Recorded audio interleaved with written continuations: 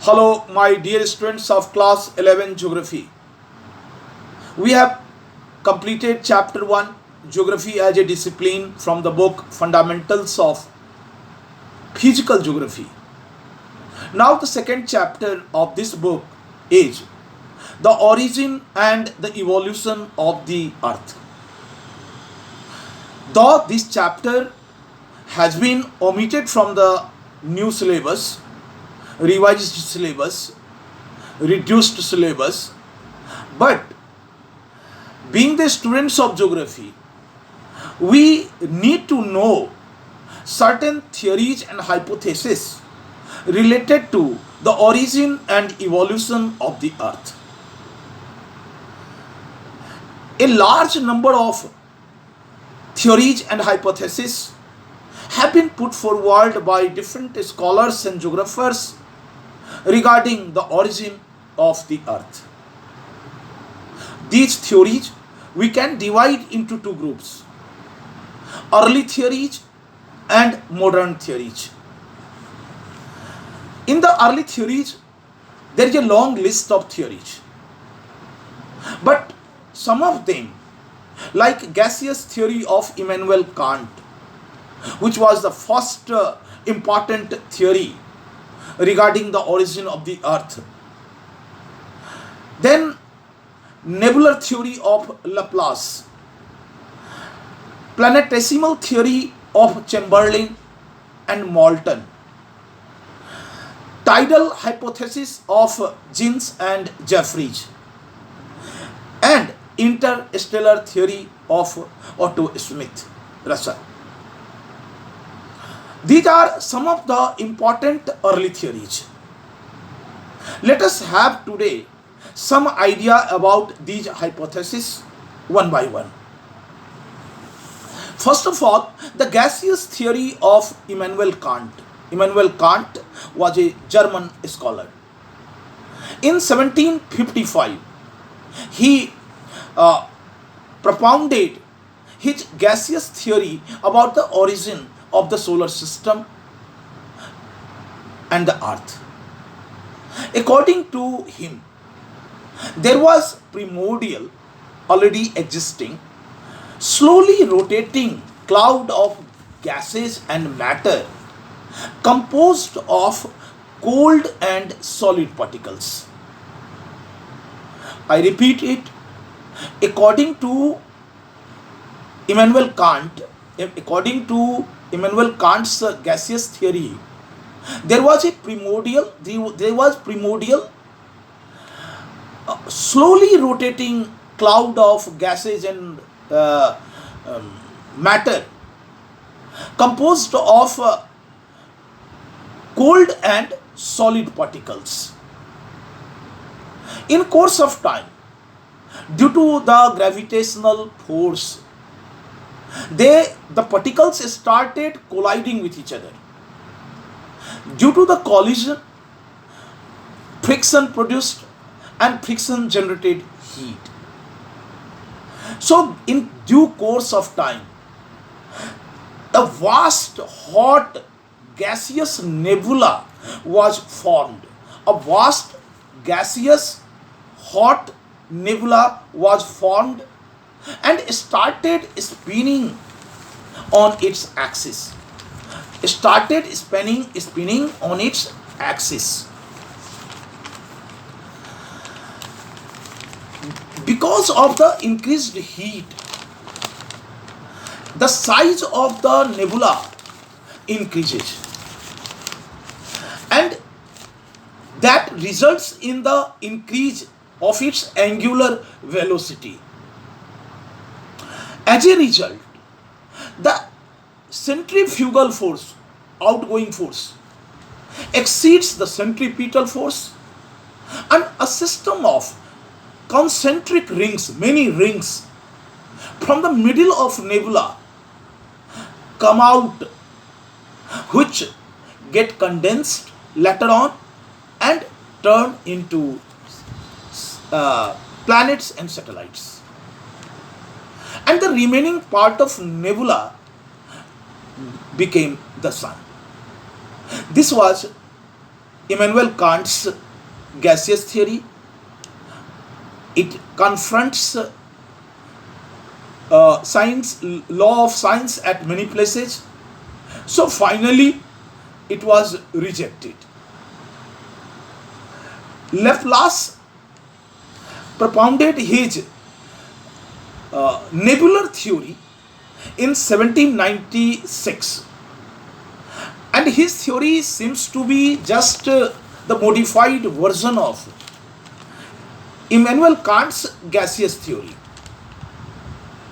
in which he sorted out some problems of the laws of science by assuming that there was already a huge and hot gaseous nebula or cloud of gas, so that which we called nebula, in the space.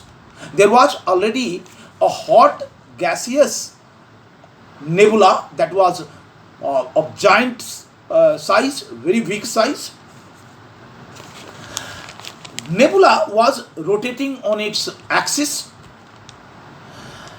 and gradually the nebula, the hot nebula, starts losing heat through the process of radiation.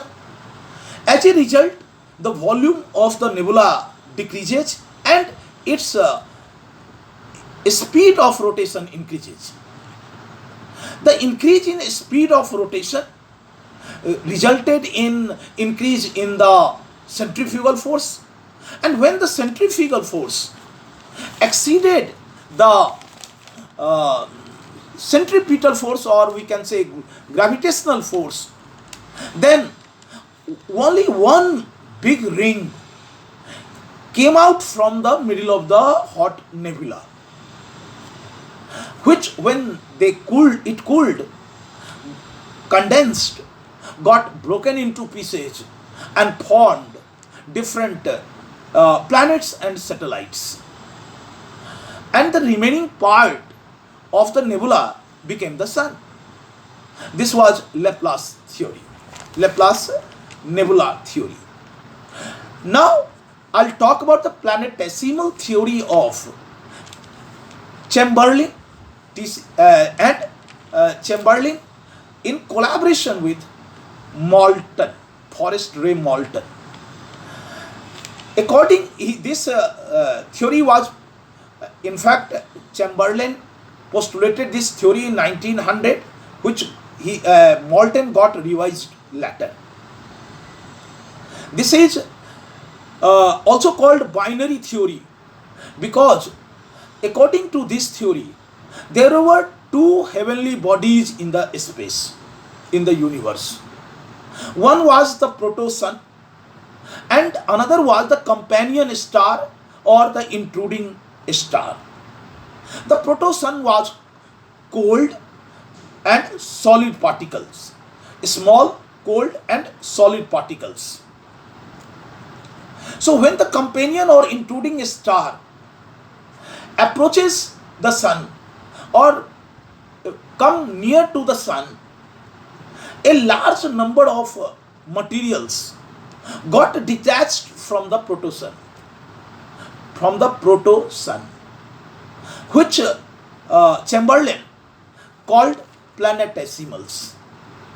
Gradually, according to this theory, the large planetesimal attracted the smaller ones and grew up in the size, which finally become the planets and satellites. And the companion star moves away, and the proto-sun today changed into the present sun. Now another theory is about tidal hypothesis of James Jeans and Harold Jeffreys. Actually, James Jeans postulated this theory, and in this theory also there are two heavenly bodies involved. One, the in theory of genes, James Jeans first postulated this theory, which was improved later on by Harold Jeffrey. So according to James, there were two heavenly bodies, one the protosun and another the companion star. The sun was quite big and it was made up of bright gaseous mass of matter, as we see the matter of sun today. So it was bright gaseous matter.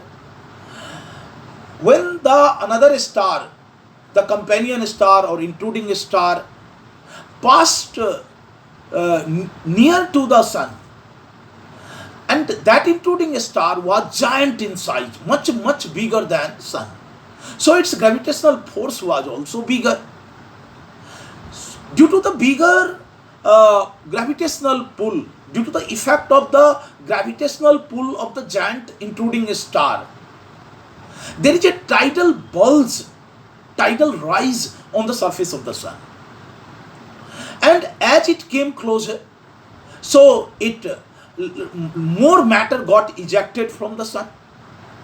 And finally, intruding star passes away.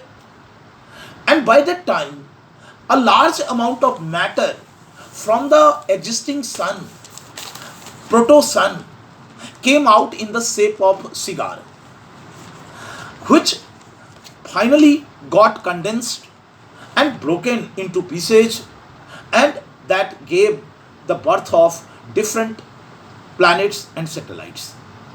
And the remaining part of the primitive sun, the proto-sun, primitive sun, is the present day sun.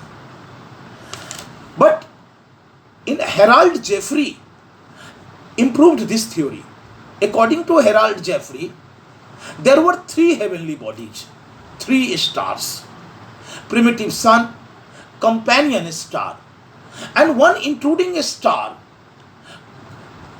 come in and collide with the companion star. As a result, the companion star gets broken into pieces, and finally into pieces, and in course of time, that pieces, through the process of accretion and aggregation, became our present day planets and satellites. One more theory among the early theories is popular, that is the interstellar theory of Otto Schmidt. He was a Russian scholar, scientist, and he propounded his theory in 1943. According to him, the sun during its galactic revolution, sun also revolves around in its galaxy, Milky Way, and during that galactic revolution, it attracts large amount of dust particles, which which according to this theory is named as a dark matter. Finally, the dark matter start revolving around the sun in the form of disk. Gradually, that collides with each other, and collision among the dust particles started the process of aggregation, unification, and accretion, growing in size, and finally that gave birth to various planets and satellites. So these were some of the important early theories about the origin of the earth. Thank you in this video.